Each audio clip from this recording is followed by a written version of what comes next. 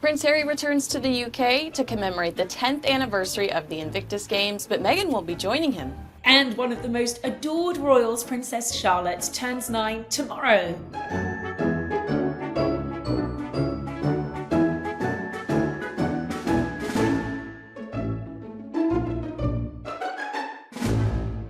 Hello and welcome to Heirs and Spares, the show where we bring you insight and opinion into the lives of two of the most famous royal couples on both sides of the pond. I'm Kinsey Schofield, and I'll be bringing you updates on the Duke and Duchess of Sussex right here in California. And I'm Nicholl, and I'll have the latest news from the Prince and Princess of Wales here in the UK. But actually, we're going to turn our attention to the younger royals this week. Last week, we were talking about Prince Louis celebrating his 6th birthday. And of course, tomorrow it's Princess Charlotte's 9th birthday. Kinsey, we always get so excited about these royal birthdays, don't we? I was doing an interview with someone the other day. It was for a German network, and they were saying, what is the interest in the young royals and their birthdays? You know, why does it tend to make headlines? And I said, well, I think it's because there's always been a global interest in royal children. You think back to William and Harry and everything about them, from their first tooth to their first haircut to their first bike ride, was sort of chronicled. And so birthdays were a big part. And we seem to have the same sort of fascination with the Prince and Princess of Wales's children. And it's not just Prince George being a future king, is it? It's Princess Charlotte and Prince Louis as well. I agree, and it helps that they're absolutely beautiful babies that are 99.9% well behaved. So that's almost, we all have children in our lives. So to see these beautiful, well-dressed, well-behaved children is kind of it's a miracle sometimes in the chaos of what is some of this pomp and ceremony that we get from the British royal family.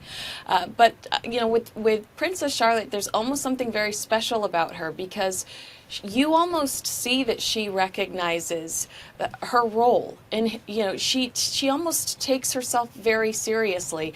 She the way that she kind of calms her brothers down sometimes, or corrects them in their posture, I just feel like she feels like an old soul to me. Does that make sense? I think you're absolutely right. She is a very old soul. In fact, Prince William has said that she really rules the roost at home, and I think you can absolutely see that. I'm one of 3. I've got two brothers as well, and I think it tends to be the sister, particularly if there's only one, tends to be quite bossy. And I think that's probably fair to say of Charlotte. She does seem to, as you say, sort of keep everyone in check. Make sure Louis isn't waving too vigorously when he's in the carriage for something like Trooping the Colour. Keeping an eye on him. But actually, when you look at her relationship with Prince George, even though he's of course her older brother, she sort of very much seems to take the lead in that. I think George is a more introvert and perhaps a slightly more shy personality than Charlotte, and I think he really looks to her. It really reminds me actually of that relationship between Prince Charles and Princess Anne with George and Charlotte. They really look to each other for that support. I think they have a very, very close friendship. So I suppose the big question is, are we going to be getting a photograph of Princess Charlotte to mark her 9th birthday? I think we can assume that we will, but it's interesting, Kinsey, the palace are doing things a little bit differently. So in days of old, and certainly pre-Photogate, I think most people know what I'm talking about when I say Photogate, but if you don't, then I am of course referring to that now infamous Mother's Day photograph that was released by the Princess of Wales, that was digitally manipulated and caused a massive hoo-ha on social media over the fact that she had sort of digitally manipulated this image. And I think, that has set a precedent for putting out a disclaimer with these photographs that they haven't been digitally edited. But also, to the princess's full credit, making sure that we're still getting these photographs. And they are lovely pictures. They're always very candid, very natural, very relaxed, often in natural daylight, more often than not taken outside, where the kids are sort of playing or relaxing, or where they're certainly feeling, I think, most at home, most themselves. And they are lovely photographs. So I'm sure we will be seeing one of Princess Charlotte. And I think that's a good sign on all fronts. It means that Photogate hasn't deterred the Waleses from doing things their way and issuing their own pictures. And it's also, I think, an indication that the Princess of Wales must be doing okay if she's feeling well enough to be taking photographs of her children and distributing them. And I think that's also an indication of wanting to continue a sense of normality back at home. It must be incredibly hard for the Princess and the Prince of Wales, as Kate goes through this treatment, to keep things running as normally as possible. Now, obviously the children are at school, but I hear that they are keeping a normal routine. There are still play dates. There'll certainly be some sort of a party or something to celebrate Charlotte's 9th birthday. And I think that must be very, very important to keep a sense of normality and a sense of routine for the 3 Wales children as the family go through a clearly very difficult and testing time. Agreed. I always love looking at pictures of the babies, I think, because you look at the history of the family and say, oh, you are the spitting image of. And there are a lot of comparisons to Charlotte and Princess Diana. But similar to baby Louis, I see Middleton, Middleton, Middleton. When I do too. Well, I guess I also see a little bit of young Prince William, but I certainly see Middleton when I look at Princess Charlotte. She's the most beautiful girl, and she is going to be such a knockout of a woman. I cannot wait to see. Well, I think that's part of the charm about this, Kinsey, is that we're not just going to see her on her 9th birthday. We're going to see her on her 19th birthday. We're going to see her evolve into an absolutely beautiful young princess, and I think that's what makes these pictures special. Going to that point that I was raising at the start of the conversation, why all the interest? You know, why is this making news? Well, actually, it's a happy news story, and I think we all need some happy news stories at the moment, and it's something that's going to continue. So whatever the picture is, I'm sure we're in for a treat, and I'm sure it will display Charlotte in looking that little bit older, as you say, very much Middleton. But I think when you look at pictures of the late Queen Elizabeth when she was that age, there's definitely a little bit of the late Queen in Charlotte as well. So maybe people might see that when they look at whatever picture we're treated to tomorrow. Anyway, moving on to the Prince of Wales, who, as we know, is back at work. He was in an engagement only recently visiting a primary school to look at their mental health initiatives when he was asked to recite a joke. Now, I think it's always difficult for anyone, but particularly for a royal, to be asked to sort of deliver a joke on the spot in that sort of environment. But Prince William, as he always does, rose to the challenge and said that he was going to channel some of his, what we assume, favourite comedian, a British actor and comedian, Jack Whitehall.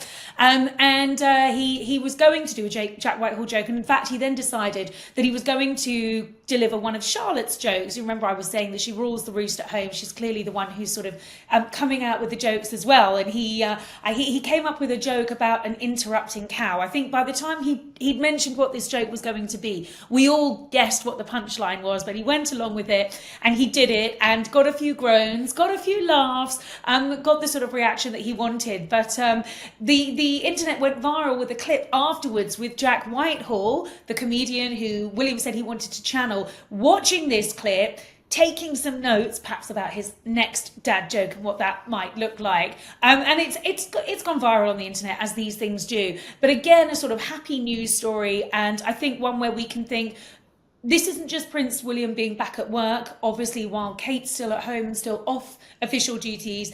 This is Prince William sort of doing what he loves. I think both him and Kate are always very, very comfortable and at great ease when they're with children. We're seeing William sort of picking up almost Kate's sort of work here in terms of younger school children, mental health issues that she really channels as well. I think that's really lovely that he's sort of doing that work perhaps while she can't, and giving a bit of a glimpse into his personality and perhaps, you know, some of the jokes that take place at home. And as I say, he was put on the spot, came up with a pretty good joke, and I think he handled it quite well. He's actually got a very good sense of humour, Prince William. You don't often see it, but I've been on engagements with him over the years where he's got a wonderful knack of putting people at ease and making people feel relaxed. In fact, I remember after one lineup, I'd gone up and asked someone what William had said, because this person who had been terribly, terribly nervous before meeting Prince William visibly relaxed while they were chatting and was in stitches by the end of their conversation. And I went up and found her after the engagement. I said, well, what did he say that made you laugh? And she said, well, I was so nervous. He said, don't be nervous. just imagine me naked. And of course, that had caused her to erupt into fits of giggles. It had made the engagement go well. It had made brilliant pictures of that engagement. And I think just gave a bit of an insight into Prince William's own sense of humour. And I think, Kinsey, we saw a bit of that with him relaying his dad jokes. I think he's secretly quite proud of his dad jokes, his dad dancing, and he's not too doesn't take himself too seriously to send himself up a bit. And I think that makes him very relatable, very approachable, and very popular. Absolutely, I adore him. Jack Whitehall is not, I don't think he's as famous here as he is there, but he has a bit of a heartthrob kind of reputation. He's a beautiful man. From what I know, he's been in, The Jungle Book, I believe, or was it? He's been in a Disney movie recently. He was in Clifford the Big Red Dog. I know he has a much bigger presence there, but he's certainly considered an up-and-comer here. I just think it's so funny because apparently this is like an ongoing banter that he has with Prince William. He went to school with the Princess of Wales and refers to her publicly as the one that got away. Yes. And so we'll say that that's the one that got away, and Prince William will say, like, are you flirting with my wife? So to see this kind of, to your point, to see this joke go a little further, Prince William pick up a joke from years ago and continue to go with it, makes me feel like things are going good, that he's in a good place. I think absolutely. I think it's a good indication. I think it's a good indication, and that spirits, despite what's going on at home, and that is obviously a very, very difficult thing for the family to be going through. If William can be out cracking jokes, having this banter with Jack Whitehall, I think that that's just giving the illusion that actually we're getting on with this and things are okay. It made me laugh that Jack Whitehall seems to think that in all of this he's lost any chance of getting a knighthood. I would say the exact opposite. I'd say he's definitely in line for one. He's certainly on the radar, and it's interesting what you're saying, Kinsey. He's not such a well-known name over in the States, but I bet you he's getting better known now. All thanks, of course, to Prince William and his dad jokes. Anyway, on to Prince Harry. Kinsey, you've got news for us on Prince Harry. That's right. He's going to be returning to the UK next week for a ceremony marking the 10th anniversary of the Invictus Games. This service is going to take place at St. Paul's Cathedral in London on May the 8th. It's going to be the first time that Prince Harry's been seen in the UK since February, when he briefly visited the King following his cancer diagnosis. This is unfortunately going to be, as far as we know, Prince Harry solo. We don't expect to see any senior members of the royal family attending this event. We don't even expect to see Meghan Markle there, which does honestly surprise me, because I felt like she would be concerned with the optics of Prince Harry standing there alone. This is probably one of his most proud, moments, accomplishments, and I would be concerned with him feeling lonely in that moment and not having somebody there to celebrate that with. So I'm a little surprised and disappointed that she doesn't want to be there with him, although it's my understanding that she just simply feels uncomfortable in the UK. We do think that Damian Lewis will be there to recite the Invictus poem. Otherwise, details are very limited when it comes to this event, because Harry apparently is concerned about security, which is it's an ongoing issue, so you can understand. Will Prince Harry attempt to see the King? I believe so, although some sources close to the King are saying his schedule is packed. I'm pretty sure he'll take a moment for his son. When it comes to the Prince and Princess of Wales, I'm not as convinced. I'm not necessarily convinced that reunion will happen. What do you believe? I think you're probably right. I think there will be time made for Harry to see the King. I know Charles is going to be, he's going to want to make time in his diary. Of course, we remember Prince Harry came over, in a bit of a flurry after the King's cancer diagnosis earlier this year, because he wanted to be with his father. I think very understandable at a time like that. It was obviously a deeply shocking moment for the family. And who knows when he's going to be over next. So I'm sure Charles will take that opportunity. I think it's very very unlikely that there will be any sort of meeting between Harry and the Waleses. And I think you make a really good point, Kinsey, in terms of, well, who is actually going to be there? When you consider this is to celebrate a decade of Invictus Games, probably Harry's most important legacy project, and not one member of his family being there to support him. All very well, Damian Lewis being there, that's great. But to not even have Meghan by his side, I know he's very, very much loved by the Invictus community, and honestly there will be roars of support, and he's going to be very well supported. But you can't, I can't help but think it would be nice if he had some support from closer quarters.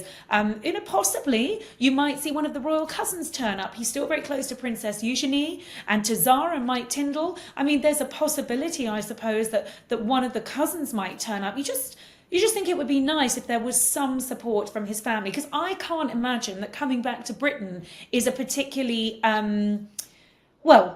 positive or happy experience for Prince Harry. It does sort of seem to be a bit of a reluctance often about it. We know he's not happy with the security arrangements, as you point out, Kinsey. His wife doesn't feel comfortable coming over here. They don't feel comfortable bringing over their families. So when they are here, it's pretty fleeting. And, I think that's a great shame. Yeah, you're right. I did wonder if we would see Princess Beatrice or Eugenie. I thought that might be a no-brainer. But it would be nice to see someone there for him, because if you look at the Sussexes, if you look at the last 4 years of their life, they kind of bounce from thing to thing, whether it's podcasting or primarily podcasting, but we've heard about a lot of projects that don't come to fruition. And 10 years of the Invictus Games, that is something to be celebrated, because clearly this is something that he's highly invested in. I also always mention the Invictus Games was an incredible template that the palace helped create. So thankfully, that I don't think that's something he could accomplish on his own. The palace was so gracious in hiring the greatest minds to create this template of the Invictus Games. Now, I know that if you are on Harry and Meghan watch, you will be happy to know that they have an unofficial, I hate calling it an unofficial royal tour. Harry and Meghan are taking a visit to Nigeria. They're going to be headed there in May, right after Prince Harry's visit to the UK. Now, Harry is trying to court Nigeria for the Invictus Games, and this was a meeting that originally happened in Germany. I believe that it was the country's chief of defense that met with Prince Harry. They got along, and Harry's heading over to Nigeria. They're going to participate in some cultural activities. They're going to meet some service people and their families, but everyone's calling this an unofficial royal tour. I don't really feel like that's a fair title. What do you say, Katie? I think you hit the nail on the head, Kinsey, by calling it a visit. I guess you're making headlines by calling it an unofficial royal tour. It's not. It's simply not that. They're not going to represent the crown in any capacity. This tour has got nothing to do with the royal family. So it's not a royal tour in any shape or form. It is a visit. And let's see how long they spend in Nigeria. I'm sure they're probably looking forward to that trip, in all honesty, more than they are, or more than Harry is, in terms of coming back to Britain for the Invictus Games. Because as I said earlier, I just think coming back to Britain is a bit of a, I don't know, bit bittersweet, I suppose. But I think they know that they'll go to Nigeria and they will be greeted like rock stars. Of course, it's brilliant, isn't it, for Nigeria to have Team Sussex there, to have two members of the royal family over there. And I'm sure Nigeria will be sort of delighted with that, PR opportunity. It's going to create headlines around the world. But, I think, Kinsey, let's not mince our words. It's not a royal tour, official or unofficial. It's a visit. Yes, and I think that PR-wise, we know they have two brand new PR people. I'm sure their council is saying, go where you're celebrated, not where you're tolerated. And absolutely, a trip to Nigeria is going to look wonderful press-wise for the Sussexes. And, it's recirculating, unintentionally perhaps, a promotion for archetypes, where Meghan talked about feeling, she found out she was 43% Nigerian. Now everybody's saying, well, remember on archetypes when she said this. Archetypes, of course, now available wherever you stream podcasts. It was limited to Spotify for a temporary amount of time. Now that she's with Limonada Media, it's available wherever you listen to podcasts. So unintentional PR push for Meghan Markle's Archetypes podcast with this visit as well. But Katie, it's been so much fun to catch up with you this week. Thank you so much for spending your afternoon with me. Well, I always love spilling the tea with you, and looking forward to being back next week for another week of what's been going on with Heirs and Spares. Thank you everyone for tuning in and watching. And whether you agree with Katie and I or disagree with Katie and I, well, we would obviously prefer that you agree with us. Please let us know in the comments below.